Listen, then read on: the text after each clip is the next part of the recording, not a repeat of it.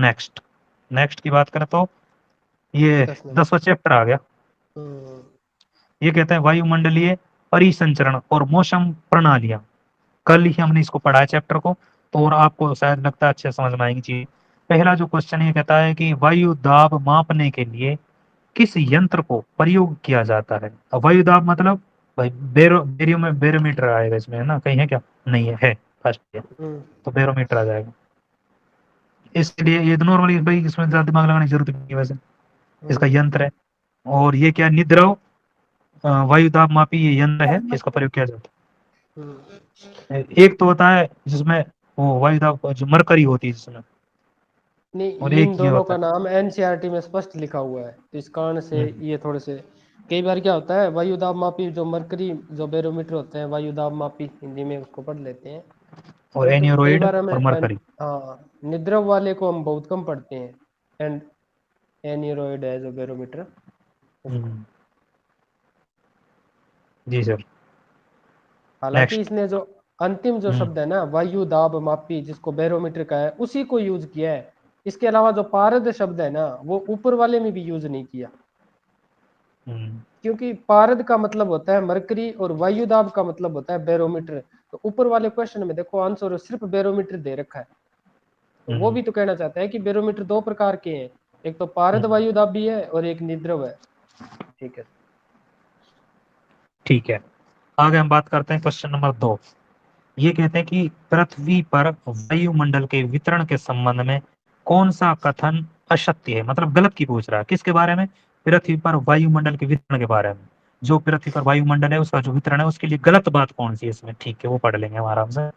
ये कहता है कि विषुवत वृत्त, मतलब विषुवत रेखा की बात कर रहा है, विषुवत वृत्त के आसपास के क्षेत्र को विषुवतीय निम्न अवदाब क्षेत्र के नाम से जाना जाता है। बिल्कुल हम्म। सही बात है, क्योंकि वहां निम्न दाब पाया जाता है। किसके कारण की वजह से, तापमान की वजह से, क्योंकि ये दाब तापमान जो के पेटी है, ता हाँ, तीन पेटी बताई थी सर अपन ने, दो तो ध्रुवीय हाँ, वाली और एक ये वो ताप के माध्यम से। ठीक है, ताप के बाद। इसका मतलब ये बात तो सही है, इसको हम गलत नहीं साबित कर सकते। दूसरी बात कह रहा है कि 30 डिग्री उत्तरी अक्षांश और 30 डिग्री दक्षिणी अक्षांश को उपोष्ण उच्च वायुदाब क्षेत्र कहा जाता है। बिल्कुल कहा जाता है। 30 डिग्री 30 से 35 जो अपन बता रहे थे सर, वही उपोष्ण वाली, ये बात भी सही है, वितरण की बात कर रहा है। एनसीआर ने 30-35 नहीं कहा, उस एनसीआर ने सिर्फ हाँ 30 बिल्कुल ही कहा है। जी सर। ये कहता है कि ध्रुवीय क्षेत्रों के निकट वायुदाब कम होता है। अब आप ये देखो, कल हम पढ़ रहे थे कि ध्रुवीय क्षेत्रों पर तापमान वैसे कम पाया जाता है, तापमान कम होगा तो वायुदाब ज्यादा होगी। ये तो गलत कह रहा है, इसका मतलब इसको अपन गलत निकाल देंगे, तीसरे नंबर। ठीक है, इसकी व्याख्या में सेम ये चीज कही गई है सर। ठीक है, अब हम पढ़ते हैं 3 नंबर के क्वेश्चन को। ये कहता है निम्नलिखित कथनों पर विचार कीजिए, कर लेंगे। ये कहता है कि पृथ्वी की धरातलीय विषमताएं पवनों की गति को प्रभावित करती हैं। जो धरातल, जो पृथ्वी की जो धरातल की जो विषमता है ना, वो पृथ्वी की गति को प्रभावित करती है कि नहीं करती है, भाई नॉर्मल सी बात है, करती है। क्योंकि जहां विषमता नहीं होगी तो फिर वो गति नहीं करेगी पवन, भाई एक जगह हम्म। तापमान कम ज्यादा नहीं होगा या वायु दाब ज्यादा कम नहीं होगा तो वो गति क्यों करेगी पवन, विषमता होनी चाहिए। ठीक है। सेकंड बात करता है कि पृथ्वी के परिक्रमण, इसका मतलब ये बात कर रहा है कि सूर्य के चक्कर लगाने की बात कर रहा है। पृथ्वी के परिक्रमण के कारण वायु पर कोरिलिस बल पड़ता है, नहीं, घूर्णन की वजह से पड़ता है।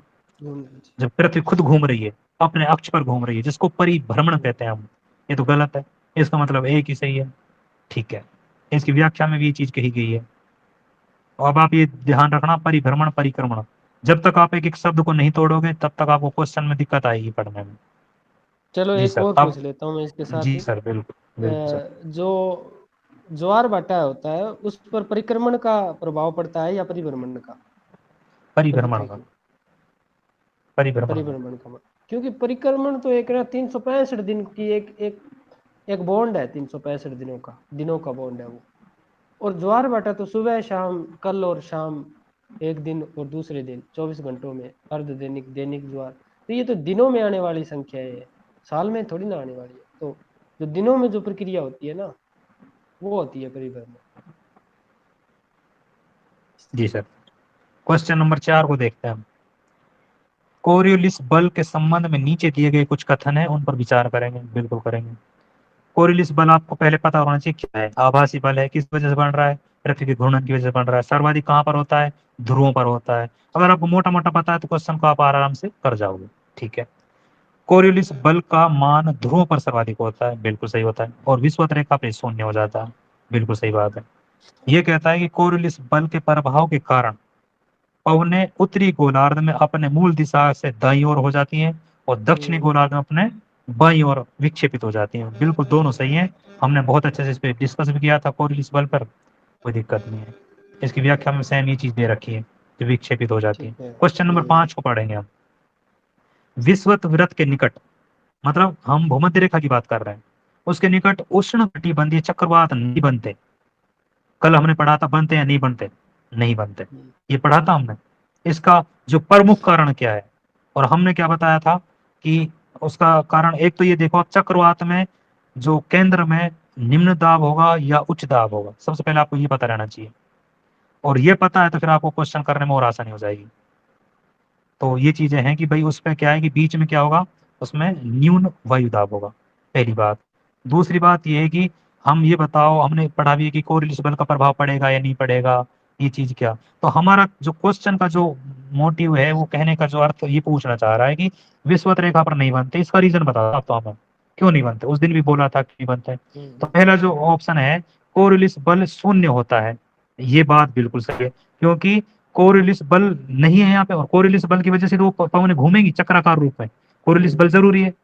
और कोरिलेशन बल लगता है, तो ये कहता है वहां शून्य है, ये बात सही है, इसलिए तो नहीं बनता वहां पे। ठीक है, एक तो ये कारण हो गया। दूसरा कहता है गुरुत्वाकर्षण का मान सबसे कम होता है। गुरुत्वाकर्षण की तो शायद कोई ऐसी बात ही नहीं हुई चक्रवात में, कोई चीज ऐसी नहीं कि भाई इसका कोई कारण हो गुरुत्वाकर्षण, क्योंकि हमने इसको पूरा कॉन्सेप्ट समझा था। तीसरी जो चीज कह रहा है, ये कह रहा है कि पवनें समदाब रेखाओं के समकोण पर बहती है। कौन? पवनें समदाब रेखाओं के समकोण पर, बिल्कुल सही बात है। जो पवन होती है ना सर, समदाब रेखाओं के समकोण पर बहती है। लेकिन एक हमने भूविक्षेपी पवन पढ़ी थी, जियोस्ट्रोफिक पवन, वो तब पढ़ी थी जब, हाँ, जब उन दोनों में 14 किलोमीटर समानांतर रूप से, हाँ, जब वो भी घर्षण बल, ऊपर 14 किलोमीटर। जी सर, घर्षण बल और जो हम पढ़ रहे थे ये जो संदाब, ये दाब है, ये दोनों में क्या है हाँ, कि आपस में ये समान हो जाती है। तो समान तब हो वो जाती समानांतर है, चलने लग जाती है, लेकिन वैसे समकोण पे चलती है। संतुलन स्थापित हो जाता है वो जी सर, रेखा। बहुत अच्छी बात है। अच्छा सर, अब इस लाइन से तीसरी लाइन को हमें याद रखना अच्छे से। ये कह रहा है कि पवनें समदाब जो रेखाओं के समकोण पर बनती हैं, ये हमारा फैक्ट मान लो, चाहे इसको आप कॉन्सेप्ट मान लो, ये अपनी बात एकदम राइट है। और राइट है तो ये हमारे कहीं भी ये लाइन आ सकती है। इसको ये भी तो कह सकते हैं ना, पवनें समदाब रेखाओं के 90 डिग्री के कोण पर हाँ बहती है। जी सर। और बात की अच्छा, किसकी हो रही है? उष्ण कटिबंधीय चक्रवातों की बात हो रही है। हम्म, व्याख्या में थोड़ा सा इन्होंने दे रखा है, विषुवत वृत्त पर कोरियोलिस बल शून्य होता है और पवनें समदाब रेखाओं समकोण पर बहती हैं। यही कारण है कि वहां पर उष्ण कटिबंधीय चक्रवात नहीं बन पाते। क्वेश्चन नंबर 6, चक्रवात के केंद्र में कौन सा दाब होता है? निम्न दाब। ठीक है। ये कहता है चक्रवात के केंद्र में दाब की दिशा एवं पवन की दिशा के प्रारूप के संबंध में कौन सा कथन सत्य है? अब पहले आपको चक्रवात अपने दिमाग में रखना है, चक्रवात होता क्या है। बीच में क्या होता है भाई, बीच में क्या है कि न्यून वायु दाब होगा, तो पवनें परिधीय क्षेत्र से केंद्र की तरफ चलेंगी। और कैसे चलेंगी? उत्तरी गोलार्ध में कैसे चलती है, हमारा टाइम खराब है इसलिए उल्टी चलेंगी, एंटी क्लॉकवाइज सर, है ना, क्योंकि हमारे कॉन्सेप्ट में आ जाएंगी चीजें। अब देखते हैं क्या कहता है, चक्रवात के बारे में पढ़ रहा है। और इसने एक चीज और देखो, अभी मैं गोलार्ध नहीं दिया तो गोलार्ध को कहीं ना कहीं देगा, लाइन में देगा। ठीक है। अभी पहला जो ऑप्शन है उसको पढ़ें, केंद्र में निम्न दाब होता है, बात सही है चक्रवात में, इसमें कोई दिक्कत नहीं। लेकिन आगे क्या कहता है, वे उत्तरी गोलार्ध में पवन की दिशा, मतलब पवन की दिशा है जो घड़ी की सुई की दिशा के अनुरूप होती है। हमारा तो टाइम खराब चल रहा है, हो ही नहीं सकता उत्तरी अनुरूप गोलार्ध में। कैसे हो सकती है? ठीक है। दूसरी बात कह रहा है केंद्र में निम्न दाब होता है, बिल्कुल सही बात है। वे कहता है कि उत्तरी गोलार्ध में पवनों की दिशा घड़ी की सुई की विपरीत दिशा में। अरे वाह, ये तो है, यही चाहिए हमें, क्योंकि हम पहले से समझ चुके थे चक्रवात का मतलब। ये दूसरी जो चीजें ये बिल्कुल राइट कही इन्होंने। तीसरी क्यों गलत है भाई, बात ये दो तो सही है, तीसरी गलत क्यों है? ये कह रहा है केंद्र में उच्च दाब, ये तो पहले गलत कर दिया इसने, क्योंकि बीच में क्या होता है निम्न दाब, तो आगे पढ़ने की जरूरत नहीं है इसको। फिर अगला, केंद्र में निम्न दाब, बात सही है, लेकिन दक्षिणी गोलार्ध में पवन की दिशा की घड़ी की सुई के विपरीत। अरे नहीं भाई, टाइम तो हमारा खराब चल रहा है, उनका ऑस्ट्रेलिया वालों को नहीं चल रहा, दक्षिणी गोलार्ध वालों को नहीं चल रहा। इस तरीके से इस क्वेश्चन हम कर सकते हैं आसानी से, और ये क्वेश्चन यहाँ पे हमारा सही हो जाता है। इसके बाद में टेबल दे रखी है, इसको आप अच्छे से समझ सकते हो। एक ही चीज को याद करना, मैं आज भी कह रहा हूँ, क्वेश्चन सोल्व अच्छा होता है, क्योंकि मैंने इस चीज को थोड़ा सा देखा है। आप एक चीज को ध्यान रखो, चक्रवात को ध्यान रखो, चक्रवात की विशेषता को ध्यान रखो, और उत्तरी गोलार्ध की एक चीज याद रख लो कि एंटी क्लॉकवाइज होता है, तो काम हो जाएगा। सही है। उसके विपरीत और चीजें हो जाएंगी। क्वेश्चन नंबर 7, ये कहता है कि भूमंडलीय पवनों का प्रारूप निर्भर करता है।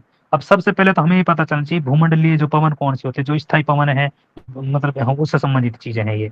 ठीक है, अब पहले हम इसको पढ़ लेते हैं क्या कहते हैं। पहली जो चीज कह रहा है, वायुमंडल ताप में अक्षांश से भिन्नता। भाई भूमंडलीय जो पवन, जो भूमि पे जो पवन चल रही है, वो वायुमंडल ताप में अक्षांश से विभिन्नता, भाई विभिन्नता होनी जरूरी, तभी चलेंगी ये पवनें। भाई एक नॉर्मल सी बात है।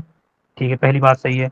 दूसरा क्या कहता है, वायुमंडल की जो पेटियों का सौर विकिरणों के साथ विस्थापन।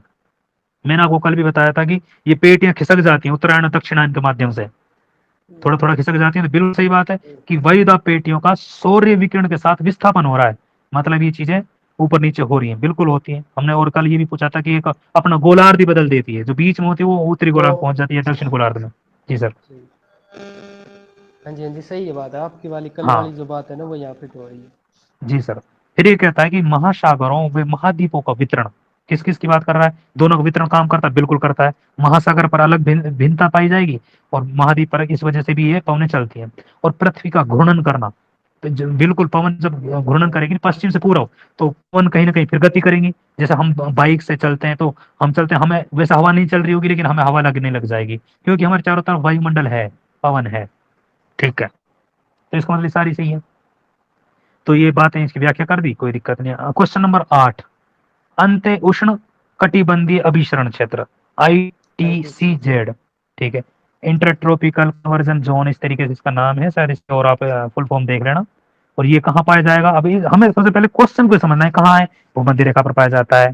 इसकी क्या क्या विशेषता है थोड़ा बहुत उसके बाद। अब ये पूछ रहा है कि प्राय कहाँ पाया जाता है, विषुवत रेखा के निकट, बात खत्म हो गई।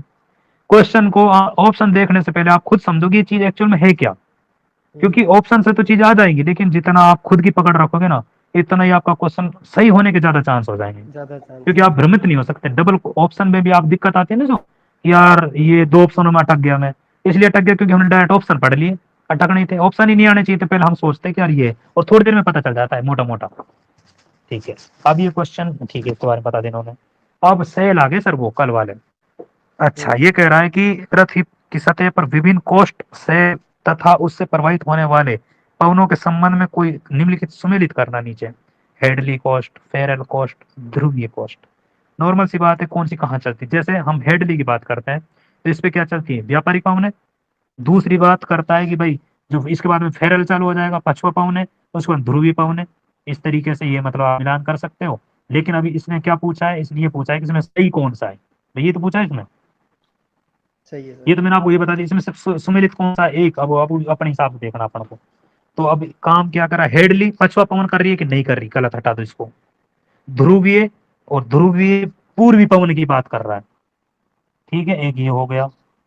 और एक कह रहा फेरल कोस्ट, पूर्वी व्यापारिक पवन है। एक भाई व्यापारिक पवन कहाँ होंगी, फेरल के हिसाब से तो यार ये क्वेश्चन तो यार दो तीन, तीन होना चाहिए, तीन दोनों से ये थोड़ा हाँ, सा, कहीं ऑप्शन आंसर ये देखना सर एक बार, नहीं नहीं, क्या दे रखा है। इसमें चेक कर लेते हैं कि वो कह रहे हैं कि जैसे तीन कोष थे, तीन कोष थे, पहला जी था हैंडली, फिर फेरल था, फिर ध्रुवीय था। तो नीचे नीचे जी। व्यापारिक थी, हैंडली के सामने व्यापारिक थी, और फेरल फेरल के सामने पछुआ थी, और ध्रुवीय के सामने ध्रुवीय थी। हालांकि युग्म सुमेलित तो मात्र 3 नंबर ही होना चाहिए। इसका उत्तर क्या होना चाहिए, इसका उत्तर है सी, केवल 3 सही है, हाँ, केवल तीन 3 सही है ना। ध्रुवीय वाला हाँ सही। सही है, सही है, हाँ, सही सही। यही है। हाँ, एक ही बन रहा, क्योंकि भाई फेरल तो पूर्व व्यापारिक पे हो ही नहीं सकती, व्यापारिक तो कहाँ होती है, हेडली हम्म कोस्ट पे। और जबकि हेडली कोस्ट का और फेरल पे क्या होती है, पछुआ पवन है, ध्रुवीय ध्रुवीय हम्म। होती है। ठीक है, अब हम पढ़ेंगे क्वेश्चन नंबर 10। ठीक है, ये कहता है कि दक्षिणी दोलन, ये प्रशांत महासागर संबंधित हम वो पढ़ रहे थे ना क्या, शायद मैं दक्षिण दोलन के बारे में आपको व्याख्या नहीं कर पाया था, मेरे दिमाग से निकल गया था थोड़ा सा। ये प्रशांत महासागर संबंधित है। जब हम कल हम्म अल नीनो के बारे में बात कर रहे थे ना सर, तो क्या हम्म होता है कि अल नीनो तो अपनी जगह ठीक है, कई बार क्या है सर, ला नीनो की वजह से या उनकी वजह से कई बार ये कंडीशन ऐसी हो जाती है कि जो ऑस्ट्रेलिया है ना, ऑस्ट्रेलिया के पूर्व में एक बहुत ज्यादा वायुदाब का एक क्षेत्र बन जाता है, वायुदाब अधिक हो जाता है वहां पे।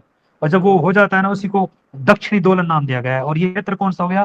प्रशांत महासागर का दक्षिणी क्षेत्र, और इसी को कहता है इनसो, दक्षिणी दोलन। वही शब्द जी है सर। इनसो। हाँ जी सर। हाँ। तो उससे संबंधित है ये। तो इनसो की भाई फुल फॉर्म भी पूछ सकता है कि ये क्या होता है, अल जो नीनो, ये अपन। जी sir. El Nino south, southern southern, ओस ओसिलेशन, ऐसा कुछ है। ओसिफिकेशन, ओसिलेशन, ऐसा साउथर्न पोजीशन। साउथर्न ओसिफिकेशन, दक्षिणी दोलन। हाँ, मतलब ये है कि एलिनो ये और दक्षिणी दोलन लानिना से संबंधित है, दोनों में। ये प्रशांत महासागर वायुदाब से संबंधित है, दक्षिण प्रशांत महासागर की बात मेन मुख्य रूप से। वैसे अपन इसको मतलब बड़ा क्षेत्र है काफी, तो मतलब ये लगा लो आप, तो वो प्रशांत महासागर में ये लगा लो दक्षिणी। और हमने जो पढ़ा ऑस्ट्रेलिया और दक्षिण अमेरिका के बीच का जो क्षेत्र है, ये लगा लो, है ना। जी सर। अब पढ़ेंगे हम 11 नंबर का क्वेश्चन। ये कहते हैं कि रात्रि के समय सागर तटीय क्षेत्रों में, अब आप बताइए हमें, सागर समीर में पवनें कहाँ से चलेंगी? समुद्र से स्थल स्थल या की ओर स्थल से चलेगी समुद्र? सर। जी सागर से ठीक स्थल है। की ओर चलेगी, वो भी दिन में चलेगी। बिल्कुल। तो वही कह रहा है कि रात्रि के समय, और रात्रि के समय कहाँ चलेंगे, कैसे चलेंगे? समुद्री समीर, समुद्र समीर चलेंगी या स्थल समीर चलती रात को? रात्रि के समय रात स्थलीय को समीर स्थल समीर चलती है, जो चलती है कि सर। हाँ स्थल से सागर की ओर जी। चलेगी सर। ये कह रहा है रात्रि के समय सागर तटीय क्षेत्रों में स्थल से समुद्र की ओर चलने वाली दैनिक पवनों को स्थलीय समीर कहते हैं। मैंने आपसे ये भी बताया था कि जहां से चलती उसी नाम से वो नाम जानी जाती है पवन। तो जो ऑप्शन है ये कहते हैं कि दोपहर के समय समुद्र से स्थल की ओर अपवाहित होने वाली दैनिक पवनों को सागरी समीर कहते हैं। बिल्कुल सही, दोनों बातें सही हैं। अब हम पढ़ेंगे sir tornado, question number 15। Tornado के बारे 15 में पे आ पढ़ेंगे, गया क्या? जो सर 15 पे नहीं है यार, ये 15, तो हाँ 12 नंबर पर है। हाँ 12 नंबर पर, 15 वो कहाँ डायरेक्ट में वहां से नीचे चला गया वहां पे पेज चेंज हो गया ना, क्योंकि मैं पीडीएफ से पढ़ा रहा हूँ सर, क्योंकि मेरे पास क्या ये हाँ निकले नहीं है नहीं, ना। ले देखी पीडीएफ, सारे पीडीएफ से देख। हाँ ठीक है। चलो ये 12। कहते हैं निम्नलिखित कथनों पर विचार कीजिए। जब दो भिन्न प्रकार की वायु राशियां मिलती हैं, कोई सी, एक गर्म और एक ठंडी, तो उसको क्या कहते हैं? वातागर कहते हैं। सही बात है। तो उसके मध्य सीमा जो बनती है क्षेत्र, उस वातागर कहते हैं। बिल्कुल सही बात है। दूसरा कहता है वातागर मुख्यतः मध्य अक्षांशों में निर्मित होते हैं। अब आप मुझे बताइए कि पहले तो ये बताइए वातागर बनते कहाँ हैं। जो ये बताएगा ये समझ लो कि फिर उस चीज को और एक्सप्लेन हम कर देंगे, कोई दिक्कत नहीं। ये कह रहा है कि दूसरी, दोबारा पूछना आप। जी मैम, इन्होंने कहा है कि वातागर मुख्यतः मध्य अक्षांशों पर निर्मित होते हैं। तो क्या ये बात सही है गलत है, पहले तो ये बताओ। वातागर मध्य अक्षांशों में बनते हैं, गर्म और ठंडी हवा के मिलने से बनते हैं वो सर। मैं, हाँ बिल्कुल मैम सही बात है, लेकिन मैं पूछ रहा हूँ कि ये मध्य अक्षांशों पर बनते हैं, निम्न अक्षांशों पर बनते हैं, या फिर जो सबसे ज्यादा मतलब अपन ध्रुव पे चले जाएंगे वहां पर बनते हैं, उच्च अक्षांशों पर मध्य बनते हैं? अक्षांशों में बनते हैं। मध्य मध्य अक्षांशों पे में, क्यों क्योंकि बनते हैं? जी निम्न अक्षांशों में सर इसलिए नहीं बनते क्योंकि वहाँ पे कोरोलिसिस बल नहीं होता है, मतलब ना के बराबर होता है। और जहाँ पे कोरोलिसिस बल नहीं होगा वहाँ तो पर ध्रुवों चक्रवात पर की तो बन प्रबल सकती है मैम, संभावना इसका बन ही नहीं मतलब। सकती। बिल्कुल हाँ सर, बन अच्छा, सकती और है। कोई एक्सप्लेन कर सकता है कुछ? मैंने कल बहुत अच्छे से करवाई थी एक चीज, इसमें बोली थी मैंने, ये कहा था कि ये ध्रुवों पे भी नहीं बनेंगे। क्यों नहीं बनेंगे? क्योंकि हमें गर्म और ठंडी दो पवन चाहिए। अब दोनों गर्म कहाँ से चाहिए। लेकर आएंगे, वहां कहाँ लेकर आएंगे? इसलिए मध्य में एक साइड से गर्म आ जाएगी, एक साइड से ठंडी आ जाएगी। इसलिए अधिकांश ये कहाँ बनते हैं? ये मध्य अक्षांशों पर बनते हैं, क्योंकि गर्म और ठंडी दो वायु राशि चाहिए हमें। मैम ने एक चीज अच्छी बताई है कि भाई भूमध्य रेखा पे इसलिए नहीं बनते कि भाई वहाँ कोरिलेबल नहीं है। लेकिन उससे ज्यादा हम अगर इस चीज को एक्सप्लेन करेंगे ना, क्योंकि वायु राशि कैसी होनी चाहिए? दो, ठंडी होनी, एक गर्म और एक ठंडी होनी चाहिए। अब भूमध्य रेखा पर भी गर्म ही गर्म मिलेगा, ठंडा नहीं मिलेगा वहाँ पे। अब हमें ऐसी जगह चाहिए जहाँ गर्म भी आए ठंडी भी आए, हम बीच में करेंगे ना इसी चीज को। ठीक है, तो दोनों चीजें ये बिल्कुल राइट है। अच्छा, एक इसके बारे में हमने दो नॉर्मल मोटा मोटा पढ़ेंगे, एक फेंटोजेनेसिस और एक और पढ़ा था हमने इसको, मतलब लिसिस, ऐसे फेंटोलाइसिस। हाँ ठीक है। फ्रेंटोलाइसिस। वो, हाँ जेनेसिस मतलब उसका वातागर, जनन होगा, हाँ, और उसका लाइसिस में उसका वो खत्म हो जाएगा, क्षीण हो जाएगा। विनाश है। जी सर। 13 नंबर का क्वेश्चन पढ़ते हैं। उष्ण कटिबंधीय चक्रवातों के संबंध में चक्रवात का लैंडफॉल कहा जाता है, मतलब वो खत्म हो जाएगा। चक्रवात लैंडफॉल मतलब खत्म हो जाएगा, कैसे खत्म हो सकता है उसके बारे में हम पढ़ेंगे। कौन से चक्रवात की बात कर रहा है? उष्ण कटिबंध की बात कर रहा है। कहाँ बनते हैं? उष्ण कटिबंधीय क्षेत्र में बनेंगे। ठीक है। चक्रवात का धीरे धीरे क्षीण होना या खत्म होना इसको क्या कहते हैं, लैंडफॉल कहते हैं। तो ये लैंग्वेज है, हाँ ठीक है। क्योंकि हम अभी तक जब तक चारों ऑप्शन नहीं पढ़ेंगे आंसर सिर्फ हम ये कह सकते हैं ये हो सकता है नहीं हो सकता, फाइनल मत कर हाँ देना, नहीं तो गलती हो जाती है। चक्रवात, दूसरा ऑप्शन पढ़ रहे हैं, चक्रवात का समुद्रीय तट को पार करके जमीन पर पहुंचना। क्योंकि ज्यादातर उष्ण कटिबंधीय चक्रवात कहाँ चलते हैं, मतलब जो समुद्र भागों पे ज्यादा होते हैं। तो ये हाँ जैसे जैसे स्थल भागों की तरफ जाते हैं तो वहाँ पानी नहीं मिलता, वो नहीं मिल पाता इनको जो चाहिए, उष्मा गुप्त उष्मा वो चीजें, तो फिर क्या है, समाप्त होने लग जाती है। इसको लैंडफॉल कहा जाता है, क्योंकि लैंड पर खत्म हो जाता है, लैंड मतलब स्थल पर, ठीक है, ऐसा आप समझ सकते हो इस चीज को। लैंड पर फॉल हो जाता है, लैंड पर खत्म हो जाता है, मतलब स्थल पर। तो ये सेकंड लाइन और ज्यादा मजबूत है इसकी। तीसरी चीज देखते हैं, चक्रवात का कपासी में से संग्रहित प्रक्रिया द्वारा ऊर्जा प्राप्त करना, नहीं वो नहीं पूछ नहीं तो लैंडफॉल की है ना, तो सेकंड सही है सर इसका। नहीं, वैसे ऊर्जा भी तो प्राप्त करता है ना, तो वो स्थलीय भागों से प्राप्त करता है, स्थलीय भागों के वहाँ की जलाशयों से, वहाँ की वनस्पति से, वहाँ की घास और वहाँ की नमी से ऊर्जा प्राप्त करता है। बाकी वो चक्रवात है ना, वो कपासी मेघों से संघनन प्रक्रिया से ऊर्जा प्राप्त नहीं करता। और एक कह रहा है कि चक्रवात का धीरे धीरे क्षीण होना। धीरे धीरे क्षीण का मतलब क्या है, वो धीरे धीरे का मतलब वो तो चलता ही जाएगा धीरे धीरे, तो वो फिर धीरे धीरे खत्म कब होगा। तो ये तो कह रहा है कि जैसे ही समुद्र तट को पार करते हुए जमीन पर पहुंचता है ना, तो पहुंचते ही उसका लैंडफॉल शुरू हो जाता है, क्योंकि वहां पर वो जमीन के अंदर वो उसका पहले तो उसका जो आधार है ना वो जल से टूट गया, और जैसे ही उसका आधार जल से टूटा है, स्थल पर जुड़ा है ना, तो वैसे ही उसका लैंडफॉल और उसका विनाश है वो वहीं पर ही समाप्त होता है।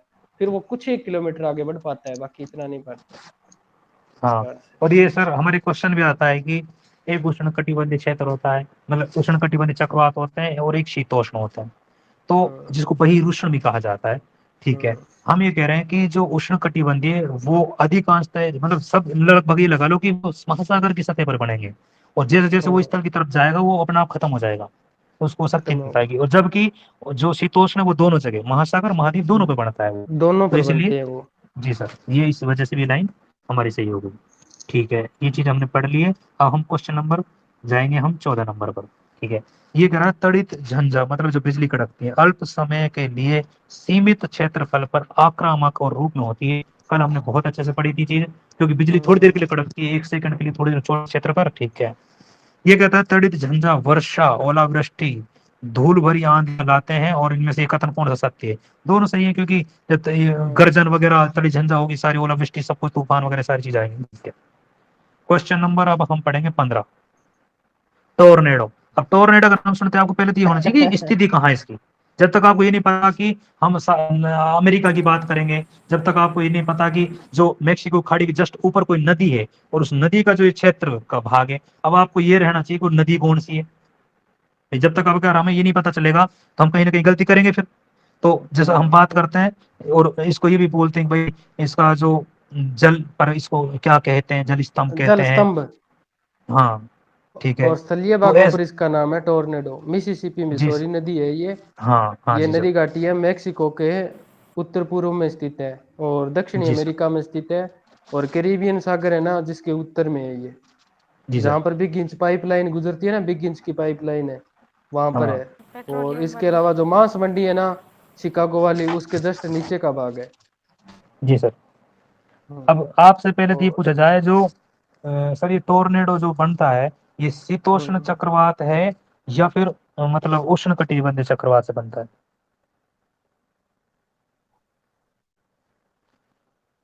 तो सन नहीं होगा क्या? क्या चीज।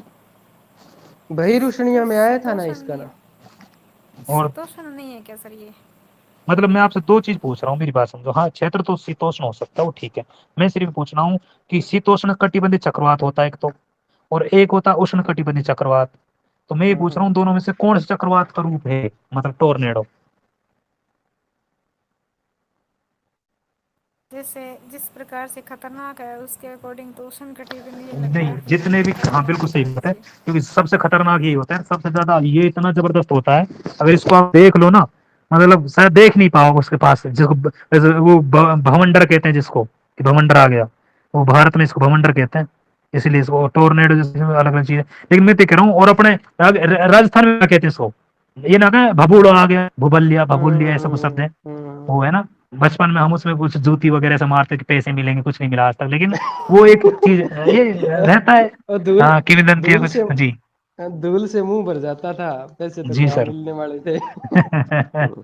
तो इसलिए क्या है, ये टोर्नेडो सर उस उष्ण कटिबंध का ही भाग है। और जब भी कोई चीज खतरनाक, जितने भी ज्यादातर आते हैं ना सर, तूफान, जैसे साइक्लोन की बात करें, विली विली की बात करें, हम हम्म, टोर्नेडो की बात करें, तो ये चीजें हैं। लेकिन सर एक चीज कल एनसीईआरटी में एक मुझे गलत लगी, विली विली का जो क्षेत्र दे रखा था, वो दे रखा था उस एनसीईआरटी में दक्षिण पश्चिम में ऑस्ट्रेलिया के, जबकि उत्तर हम्म। पूर्व में वो आता है। तो ये कहीं एनसीईआरटी में, ये तो माइनर और मिस्टेक। मेडागास्कर, ऑस्ट्रेलिया और मेडागास्कर दोनों ही होगा उसमें वैसे। नहीं, वो मैम स्पेशल को जो क्षेत्र दे रखा था कि ऑस्ट्रेलिया के कहाँ पर आता है विली विली, तो उत्तर पूर्व है, ऑथेंटिक बुकों में मैंने कई जगह देखा भी है इसको, और कुलदीप सर भी वहीं पढ़ाते हैं। बाकी एनसीईआरटी में जब मैं हम कल पढ़ रहे थे, मैं आपसे एक बार बोलने वाला था, लेकिन आप व्याख्या कर रहे थे, तो फिर बाद में मेरे माइंड से निकल गया था वो।